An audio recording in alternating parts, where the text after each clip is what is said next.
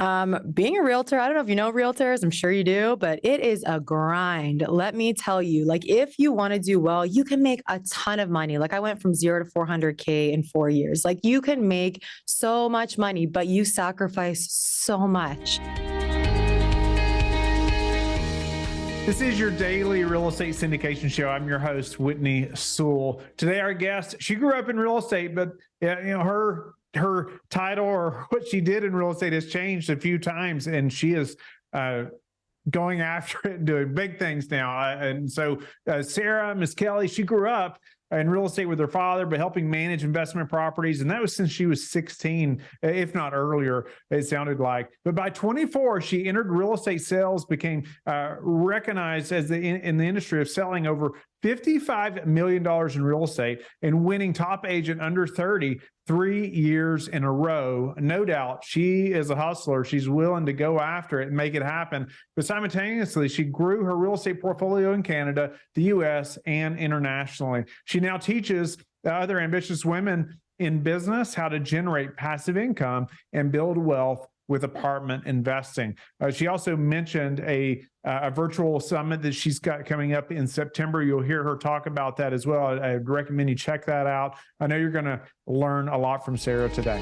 Sarah, welcome to the show. Honored to have you on. I know you and I got to connect recently at a conference, meet in person. When I saw you, I'm like, wait a minute, I know you, or we have met, I know, Yeah. So great to have you on, and just what little I've read about you too and know about you. I'm excited to learn more about you. Not just everybody grows up in this space since they were little doing some type of, right? And it just really hits the ground running. And I know you have done that now, and you can help others do the same thing, to say the least. So let's back up a little bit. Who is Sarah?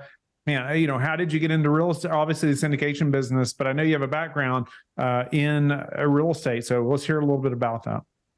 Yeah, for sure. So I always like to say I grew up in real estate. Like since I was a kid, my dad had me like cleaning units and like mowing the lawn, and I hated it.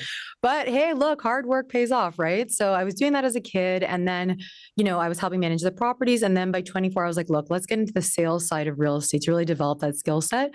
So then I became a realtor in Toronto, and pretty quickly and aggressively, I accelerated my income, and then I was winning some awards and stuff. I was pretty hard work ethic there, and from there, so I was doing the real estate thing in the sales area. And then I was managing my multifamily properties as well.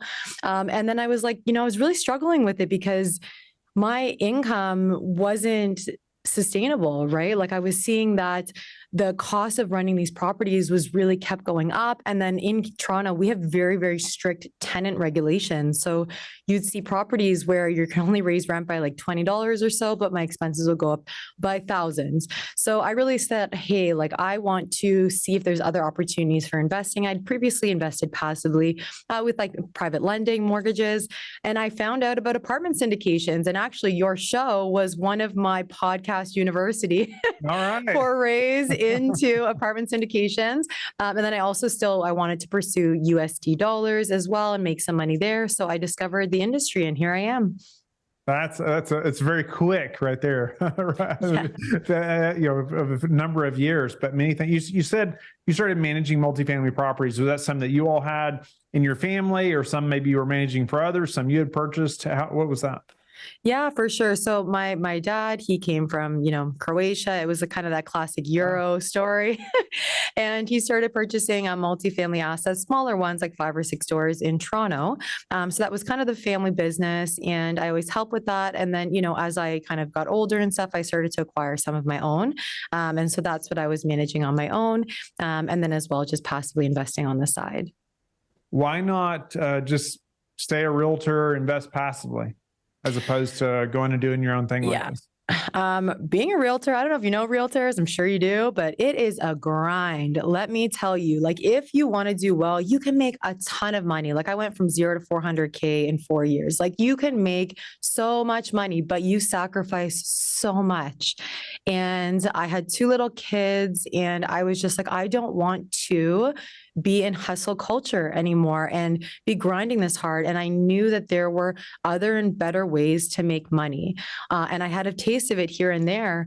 And I just saw that there was like apartment syndications had kind of an answer for me to have a little bit more work-life balance. I think a lot of parents out there can understand that. But it really, it was a life shift and mental shift as well. Yeah, no, that things change as you get older, don't they? You know, like especially kids change things, your perspective on your time, to say the least. And sounds like that happened to you. I know it has me, for sure. So you saw this thing about syndication. You know, I mean, what were some of the past steps that in your path to become successful, right? And move in that direction from being a realtor and what you were doing. You know, what did you do to say, you know what, I can do this. I'm going to figure this out. What happened next? Yeah, for sure. So, I mean, I started listening to a lot of podcasts, and at first it was really scary. Like, it just seemed like, wow, these people are managing $20 million assets. They're just these huge numbers. And I was like, I don't know if this is for me. I don't know if I'm at the level of somebody who can handle this. But the more I listened and the more I said, look, like, this is something that I see other people that don't particularly seem, like that much different. I don't know.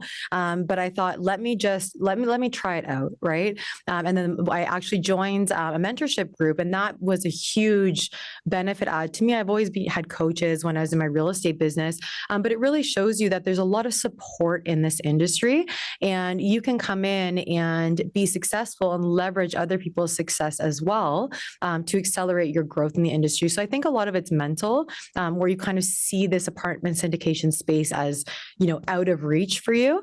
But then once you get into it and you start meeting people and you start realizing that you can just bring your skill set to the industry, because it's more of a corporate structure of real estate versus, fix and flips or managing small multifamily, it just gives you that opportunity to grow. Yeah, when I would look at an apartment community, I would think, man, you probably got to be in real estate 20, 30 years at least before you can buy something like that. Like who are those people that are doing those things, right? And then I started going to some conferences and started meeting people who had been in the business a year or so, and they're buying a 100-unit building, and I just couldn't believe it, but it also gave me a realization that, okay, wait a minute, if they can do it, I can do it too. Right. Yeah. I'll never forget going to this local meetup that I was a part of for a couple of years, real estate meetup. But everybody in there is talking about single family homes locally in our market. And then I shared, after this happened, I shared a little bit about how, hey, there's this thing out there, where you can go buy a 100-unit building. And a guy that really cares about me, he pulled me aside afterwards. He said, now, wait a minute, Whitney, it's probably better that you start with like a duplex, and then you just, maybe a fourplex, and then, work your way. It was like, he was really caring about me. He was really like, I appreciated that. And I'm like, I think I can do this. I think I can, but I didn't before that, before I started meeting these people, and like you're talking about, getting in the space, it seems like there's this massive barrier, and maybe it's not as big as what we all think, right? It's usually not. For sure. But you brought some skill set as well, right? Speak to how you did that. What was that for you? How that helped you to get into the business? Yeah, for sure. And I think to mention what you're talking about, it's like, I think we grow into the conversations that are around us, right? So, if you're around people that are doing bigger things, I think you'll naturally just start to do bigger things. And that is huge, especially being in this space. You're in these groups of people that are very successful in their own right in previous careers. And I think the opportunity here is you can almost reverse engineer it and go right into apartment syndications. But your question about how, you can bring your previous skill sets, one of the other things that really, really attracted me to this space is you can be a marketer and excel in apartment syndications. You can be analytical and excel in apartment syndications because you're not doing everything, right? There's kind of a structure within the space where you're either raising capital, you're analyzing deals, you're finding deals, right? There's different pieces that you're going to take on. And once you discover that role that you can do, there's also managing the assets if that's a preference for you. Once you discover that thing that you are already good at, like for me, I was in sales. I know how to sell. I can lead gen and sit on the phone for 7 hours a day. Like it's just what I had to do as a realtor. And And I also knew I had to build systems and models and build email funnels and have podcasts and all the marketing that can go into an apartment syndication if you're raising capital, for example. So I think the beautiful, beautiful thing about this industry is you can come in with your strengths and skill sets and excel because you're having partners on these large assets that will do the things that you are not good at, right? It's kind of the strategic coach, unique ability idea, the Dan Sullivan idea, where it's you want to stay in your strength and you'll just grow faster. Yeah, you probably have that book right on here. Yeah. But yeah, who not how. Who not how? Yeah, I'm in that program right now, the strategic coach program, and it's so true. Like the thing is, it's not that you can't do those other things. You can, but it's painful sometimes. Like I want to cry when I'm doing numbers. Like when I do my taxes, it's like I dread it all year. But I love sales and marketing, right? So there's so much opportunity in this space to be yourself. Yeah, no doubt about it. Often I would say I didn't have many skills coming into this business that were like transferable. I didn't feel like at the time, but often people ask me that question and I say, well, there's so many parts of this business that has to be done well, right? Yeah. And what is it that you love doing? Go be the best at that you possibly can be. And there's going to be other people that need you, right? And it's going to happen. And so it sounds like you did that through partnerships, right? You brought your skill sets. Maybe elaborate on what were your skills and then how you use them to maybe partner or, to move forward in the business. Yeah. So just the sales background really lends itself to capital raising. And, we're in an environment right now where there's a lot of like questions, the VUCA environment, the volatile, uncertain.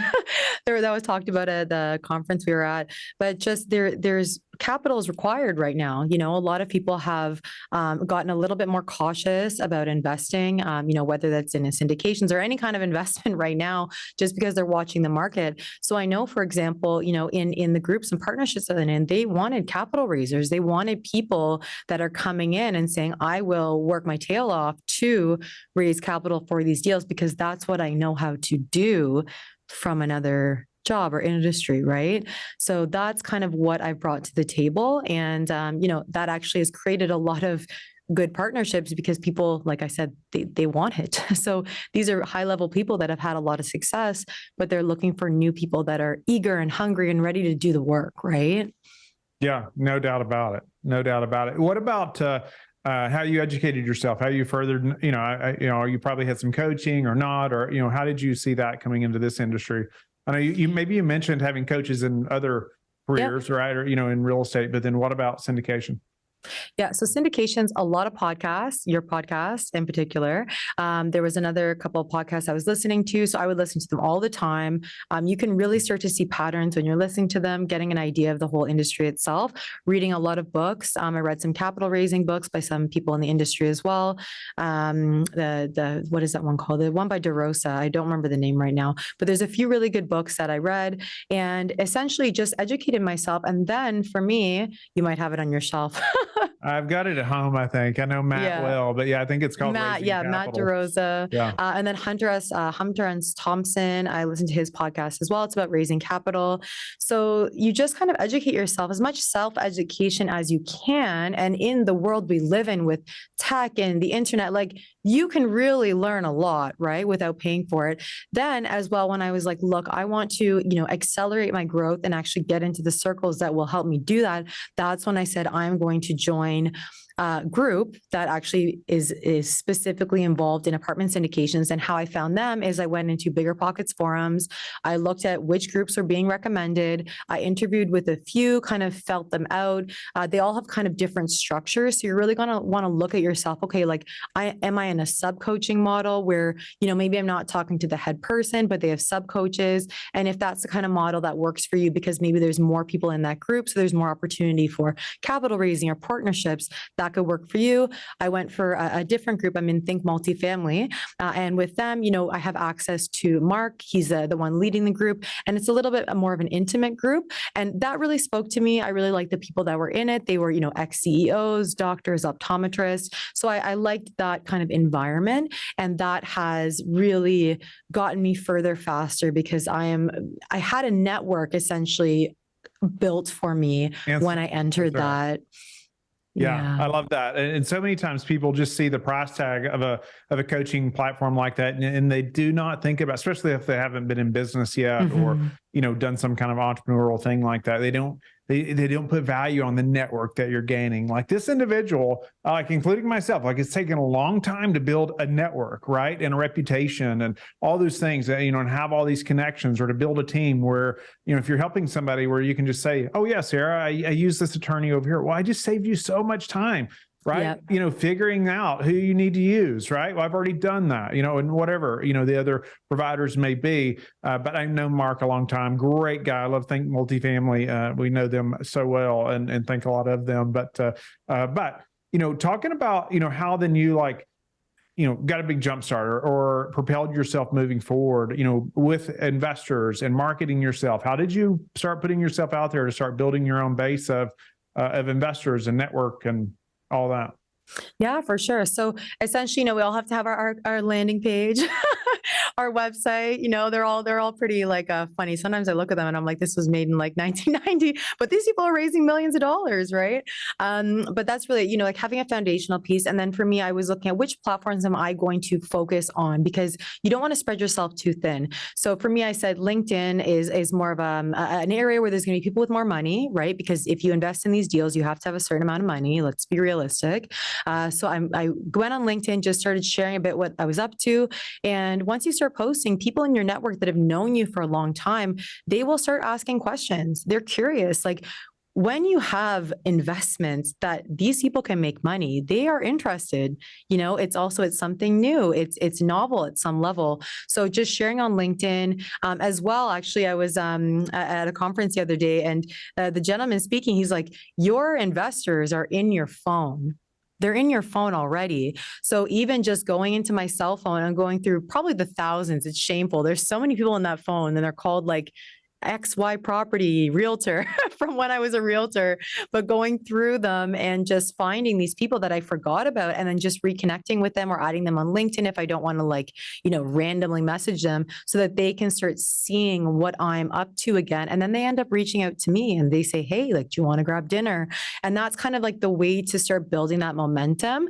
The other thing that I'm working on this year is I'm going to be hosting a virtual summit, Mom's Alternative Investing Summit, on September 21 and 22. And I think for people getting into this space, virtual summits are also a good option, because you can really accelerate your email list. You're also providing a lot of value to people so that they can learn about this investment space or others. So there's a lot of different techniques and strategies you can do, but I'd say to simplify it for anybody who's starting is go to your phone and start seeing who's there, and then just have a very basic structure of a call script for getting on those initial investor calls, and know that you're not going to be very good on that first call, but start practicing. You can even record them and start seeing what people generally ask. And you'll find over time that people ask the same questions over and over.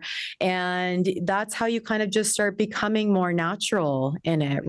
You start figuring it out, basically. I remember being really nervous about those first few calls. Yeah. That's what if they ask me something I don't know? You don't know. Guess what? They're going to. Yep. And you just got to do it, right? You just got to get past that, and even if the first few are horrible, well, they might be, but you got to get past those before they're going to be good, right? So what's been your best source now for meeting new investors? What's been your thing? Yeah, for sure. So I would say it's pretty much network, just because I had such a large network from the past, from when I was in real estate sales, realtors, and then also just clients and things like that. But I'd say that has been for me the biggest source. But as I move and grow the online component, building relationships in that area, that will be as well the source. I'd say the LinkedIn and as well just my network have been the best resources so far. Yeah. What's been your the way you've combated the thing that everybody's concerned about is too when they're getting started, it's the question from investors, well, Sarah, you've never done this before type of thing. Yeah, that's actually a great question, because that brings me right back to joining a group or a mentorship program. Yeah. And I'll use the example of, when you join a company and it's a Fortune 500 company, well, you're probably going to tell people, well, I'm now working at a Fortune 500 company, right? When you join a group, you're leveraging their past and their history and their track record investing in multifamily assets. So if they have 10,000 units or, they've invested in 400 million, that is responsible. You're going to leverage that and be like, I'm partnered with, or I'm in a group that has invested in X number of properties. And you're getting their support internally when you're getting deals reviewed and things like that. But from a perspective, you are going to be honest with people and share that you're newer in the space, but that experience that's surrounding you really elevates you and your platform. What's the challenge you're facing right now in your business or pushing forward? Well, my biggest challenge is I have a 9-month-old and a 3-year-old. So I think just time and like growing, because I'm used to just being able to really like grow a business quickly. So I say personally, just like, working with like life to grow my business. But I'd say as well, just looking at what we've been going through with the economic situation, I've been looking for deals to invest in right now. And it's been a little bit slow. So that's kind of been interesting to experience this year, coming off of how crazy it was the last few years. So it's been a real shift. And I think everybody's being a lot more cautious, myself included. But I'd say those are kind of the two things that, I'm working through, but what is it? There's seasons in life and everything's temporary, right? So you just have to put your head down and keep going. Sure. What are some of the most important metrics that you track? Good one. So I would say the most important things is if I'm lead generating, you want to know like of all the leads that you generated, how many are actually turning into phone calls. If you have email funnels, you want to see how many click rates you're getting, how many are being opened. Do you need to kind of change your messaging, change your languaging? So a lot of my metrics are very, marketing based as well. At the end of the day, how much capital is actually coming through? Because if you're not getting money, then you have to like work back and see where is my messaging not landing and not taking it too personally, but seeing this is a skill set that just needs to continue to get developed because it's not actually, this isn't like rocket science here. Like we're not solving, diseases. This is all just trial and error, right? So I'd say like that is really at the end of the day, how much money is being raised, but then, what are the kind of metrics that get to that result and where can those be worked on? Yeah. What's producing the most new leads for you now? Is it a certain platform? I mean, certain social media platform, something you do on social media? What would that be? Yeah, LinkedIn, like just posting on LinkedIn. Like really, really simple. I'm making sure that I'm adding everybody who I hadn't previously had on LinkedIn, like acquaintances and things like that. Cause I didn't use that platform before. I come from the generation of Instagram, Reels, things like that. But I just find now that I'm adding more people to LinkedIn, I'm seeing that they're really responsive to what I'm sharing. What do you share? Like what's drawing them in? Yeah, it's basic. Like I like to, Gary Vaynerchuk talks about this and it's, you really want to be a reporter. You want to share what you're up to and it doesn't have to be, like big and fancy. It's just like I was at a conference or, this is what I learned the other day and you share the things that you've learned and people really like to just see how you're growing and what you're learning and can they apply it, right? So I really just share the things that I've been learning. I'll also share some really simple, quick facts about apartment syndication. You want to keep it very simple because there's the mistake people make is they think that people understand the amount that they understand, but they don't, right? They may not even know what passive income is. Like, let's be real. They may not even know that you can invest in apartment buildings. Like this could all be new information for people. So really keeping these little posts that are very succinct. I do like the Twitter style post with like 2 or 3 slides. And I just, give some quick facts about apartment syndications or passive income and things like that. Yeah, no, that's helpful. It can be kind of overwhelming sometimes. People think, I don't know what to put on social media, right? I've never made a post before, Yeah. And it's all valid. Like it's okay. We all start somewhere, right? Right. What about some habits that you're disciplined about that have produced the highest return for you? Yeah. So disciplined, I would say I'm just always out there in the world, and I'm always trying to do the next thing that'll get me to the next like level, basically. So I really make sure that on a day I'm either doing something that's related to lead generation, because I think that's the realtor in me, but you have to do money making activities. And, getting too hung up on your website design, or I don't even think people have business cards anymore, but, like designing your logo and all those kind of things, like you really need to not spend so much time doing that. And you need to look at like, what are the things that are going to move the needle? What are actually activities that will make me money, and do those consistently? And so if you're capital raising, for example, that would be having conversations with people. If you're a deal analyzer, that would be analyzing deals constantly, right? So there's just certain things that you need to look at and say, what will make me money? What are you excited about right now? Oh, what am I excited about? Just seeing what happens this year.